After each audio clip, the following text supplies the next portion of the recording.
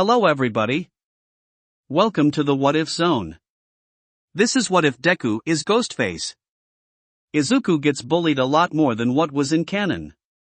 Bakugo at times is relentless, pummeling Izuku down to unconsciousness. The teachers don't do anything to stop the behavior. So, Izuku's mind breaks. In the process of his mind breaking, he comes across a beach with a lot of garbage.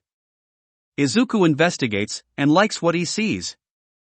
He starts making makeshift technology from the scraps of the trash dump. Izuku decides to call the Bakugo house.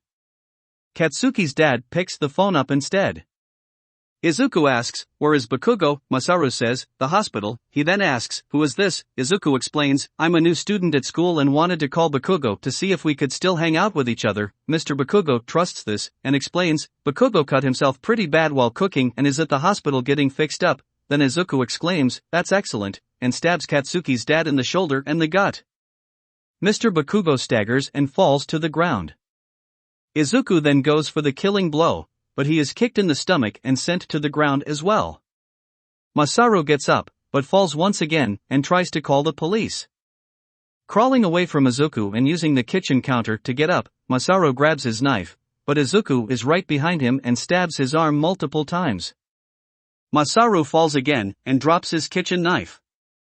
Izuku stabs Masaru in the leg several times. He looks back, and sees blood all over the floor, countertop, and living room. Masaru grabs at Izuku's mask, revealing Izuku's face. Masaru looks horrified, before realizing this was bound to happen.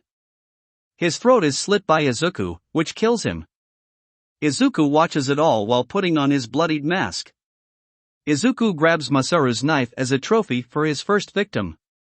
The door bursts open with a screaming and arguing Katsuki and Mitsuki about being more careful. Izuku runs into the hallway of the house, appears before Mitsuki and Katsuki, cleans the blood off of his knife, and runs out of the back door. The two Bakugos run to the kitchen and see Masaru in a pool of his own blood, dead.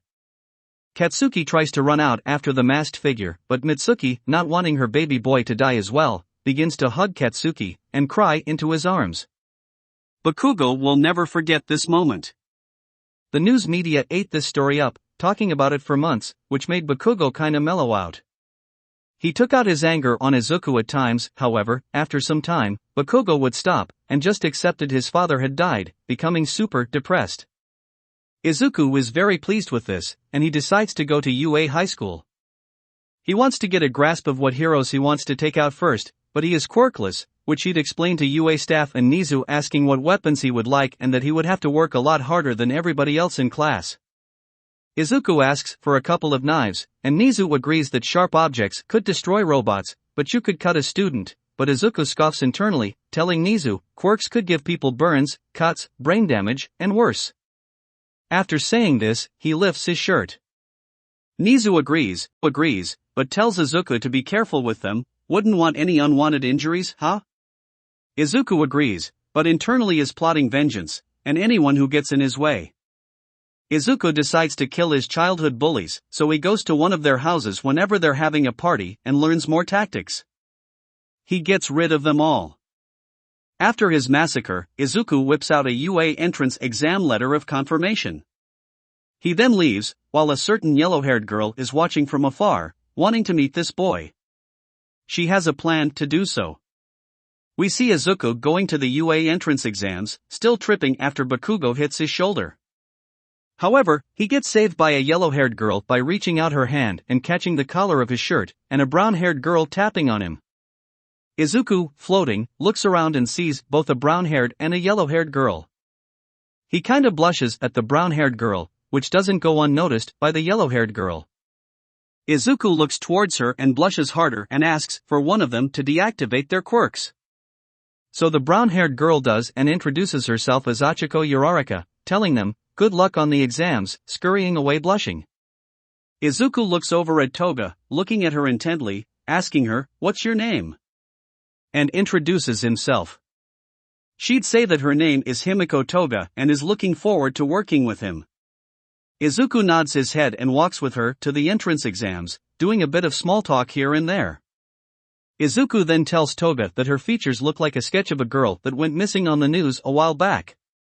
She confirms this and tells him that she took care of some family business, putting a finger to her throat for a few seconds. She finally came back several months ago. Izuku, getting the hint, wrote on a piece of paper and slipped it into her hand and gripped her hand, asking her if they could meet sometime. She says of course and blushes, smiling widely, and skips away. Izuku then remembers the news report of how a teenage girl was kidnapped and her family slaughtered, which inspired him to a degree. Izuku is sitting next to Bakugo, and is hating every second of it, but playfully pats Bakugo on the back and tells him that he'll do great on the test. Bakugo grunts and glares at Izuku, but goes back to listening to present Mike. Izuku smirks internally and goes back to listening as well. Present Mike asks for questions and Ida puts his hand up, asking about the fourth robot and points to Izuku, telling him to leave if he's not going to care what Present Mike has been saying, seeing Izuku staring off into space presumably.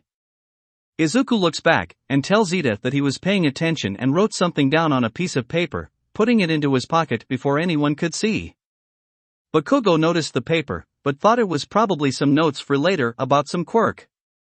If only he knew. Present Mike continues his explanation, and sends the students off to the practical exam. Izuku does ace the written portion. While in his block, he'd see Achiko, and he writes down something on the same piece of paper he wrote on earlier, putting it back into his pocket. The gates begin opening slowly, as if for dramatic effect. Izuku did not waste any time walking through the crowd, before sprinting out, slicing some robots down. Mike begins yelling at the students that villains do not wait for you to engage, go. The students run out, some being trampled over. Izuku, putting on a fake face, runs back and helps them up, getting a thanks from some of them, but a couple decided not to. A guy with purple hair with bags under his eyes, a guy with blonde hair having an angry look, and some guy with a mountain head, who looked very frightened by what just happened. Izuku didn't take kindly to this. Now, obviously, he's going to kill Pinky and that grape head, but he does appreciate them saying thanks. After that, he starts slicing the robots down, showing some skill with his knives. Aizawa is particularly interested in Izuku, considering he doesn't have a quirk but still wants to become a hero, or so he thinks. Izuku still keeps slicing robots down, while looking at all the quirks, analyzing. He then hears a scream, and sees the 0-point robot about to crush Achiko. He decides to use this opportunity to seem heroic. Deception at its finest. He runs over, and starts slashing and chipping at the rubble. All the heroes in the booth are panicking, but All Might and Aizawa are thinking about the quirkless young man that is trying to save the young woman, being more heroic than the ones with quirks. All Might buffs up and dashes out of the room, leaving a sonic boom behind him. Nizu looks at all the paperwork flying up into the air, and sighs, ah, troublesome. Meanwhile, in the Naruto verse, all the Nara male clan members sneeze, asking what happened. Before they all say, troublesome, going back to what they were doing before. Back to the what if, All Might punches the robot, shattering it into pieces. Izuku, by happenstance, sees a little scar on his side, realizing All Might is injured. He's got more ideas brewing. Izuku thanks All Might, putting on an act. All Might says, "You're welcome, young man." Achiko thanks All Might as well. Izuku tells the people present that he needs to go home, but in reality he is meeting up with someone. He rushes off, leaving a bewildered All Might and Achiko. Now, Izuku reaches home, grabs his Ghostface attire, and he goes to the meeting place at the mall. Once there, he looks around till spotting a blonde girl looking at some horror masks. Izuku comes up from behind and softly speaks into her ear, "Boo." The blonde girl turns around, blushing, looks at Izuku and playfully asks, "What did you want?" Izuku slips her a piece of paper, "I want to be with you." "You seem pretty crazy." Toga smiles, and jumps into him, "I'll gladly be with you." Some of the bystanders smile and think that they're a cute new couple. Izuku blushes and hugs Toga back. He lets go of her and whips around his backpack, showing her the Ghostface mask. Toga is in awe of Izuku, thankful to have seen him that fateful night. They spend time together, buy another Ghostface mask, eat and share food, and decide to stick around late at night. Toga and Izuku hide in a toy store, behind a cardboard cutout of a castle. They both still hear talking, which excites them a lot. It appears some workers are still closing up the stores, Toga whispers excitedly with a grin. Izuku pulls out his Ghostface mask, and Toga puts on the newly bought one.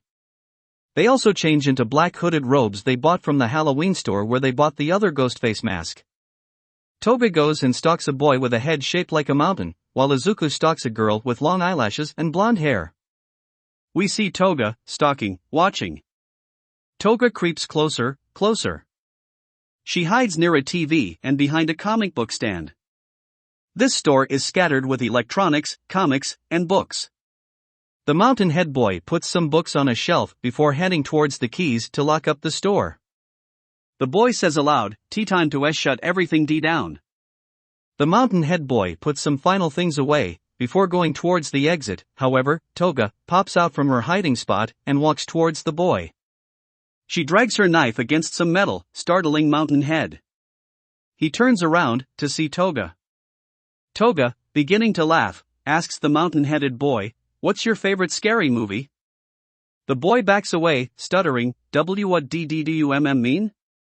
I don't watch them. YUSS shouldn't be HH here." Toga grins maniacally under the mask. "Oh, that's too bad." Toga jumps towards the mountain head boy, knife going straight for his heart. The boy starts to stumble backwards, running away and pushing things in her way to try and stop her advances. He goes through the TV aisle and climbs to the top of the end cap. He bunkers himself, making sure his body isn't exposed. Toga runs through the aisle, stopping in front of the end cap that the boy was hiding at. The boy took this time to throw the TV at Toga, who looked up and got smashed by the TV. The boy begins to cry and calls the police. He starts to say, hello? The operator questions, "What's going on?"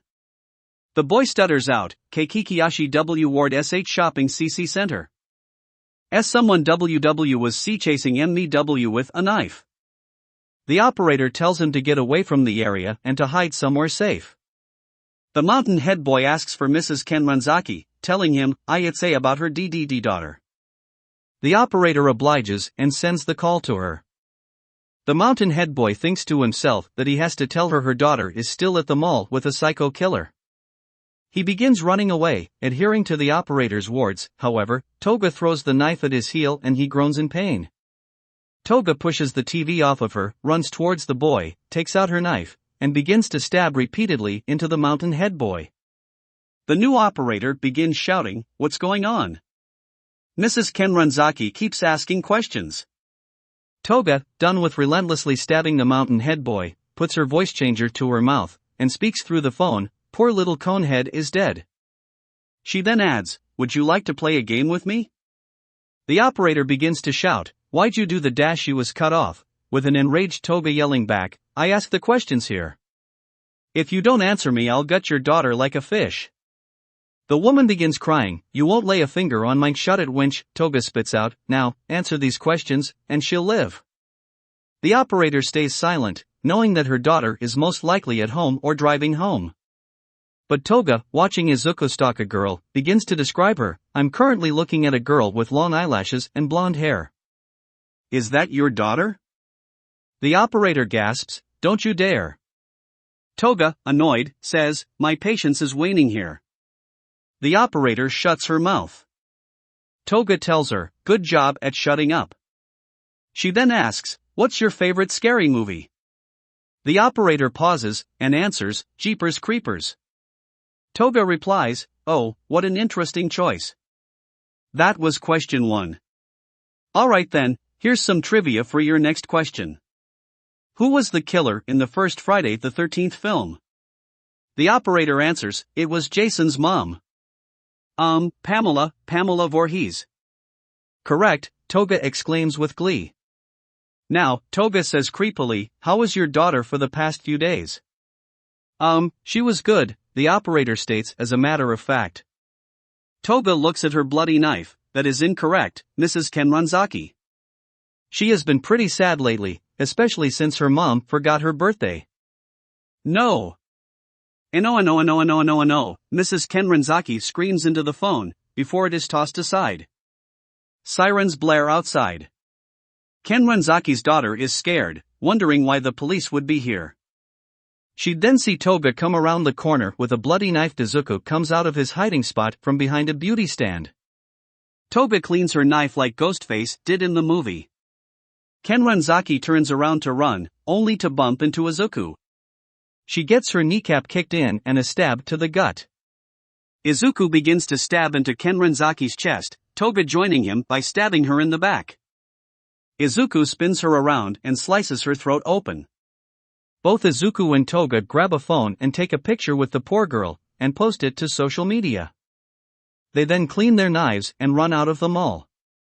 The police officers that bust through the mall door, fires upon the two retreating figures. Izuku pushes Toga behind him, and is shot multiple times in the leg and arm. Izuku groans in agony, while Toga is furious. Izuku calms her, "It's okay, Himiko-chan. It's only some minor injuries." Toga nods, sends one final glare at the cops, and helps Izuku around the corner. The police give chase, however some check other areas. When they round the corner, both Izuku and Toga seem as if they vanished. We cut to Izuku and Toga smiling at each other in the vents of the mall. Their smile turns to chuckles, then quiet laughter. They stop and look at each other, before giving each other a small kiss on the lips, and crawling away out of the vents. That was Chapter 1, Beginnings and Finding Another. I hope you enjoyed the story so far. I'll try to post Part 2 soon. Oh, you can call me the narrator for now on. I simply watch different realities from my outer verse palace. It's quite fun.